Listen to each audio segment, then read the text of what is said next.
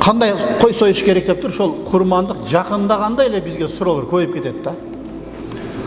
Эми тақсыр, бұл қандай қой сойыш керек, қандай болыш керек деп тұр эле.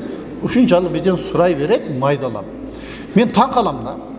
Таң қалам. Құдаң келсе биден сурабай эле соёсуң го. Анан Құдай үчүн биден сурап каласыңар да, келип элечи. $300 алып соёт, мисалы, Құдасы келсе, кой уят болот деп тур.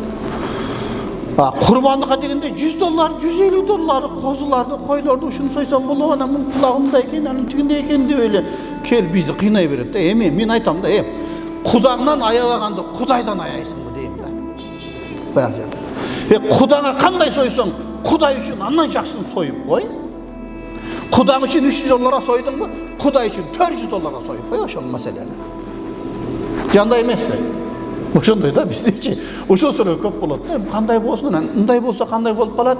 Анан мындай экен, анан молда экен, бул кандай болот деп. Куда тоскондо вообще сураган адам жок да, мисалы. Же сурайсыздар, куда тоскондо бизден сурайсыздарбы? Сурабайсыздар. Өзүңүздөр билип эле эркегин соёсуздар. Баягы жерде. Ошо курмандыкка келгенде эле ушу бизден сурап калганыңдарга мен ушунчалык таң кала берем да.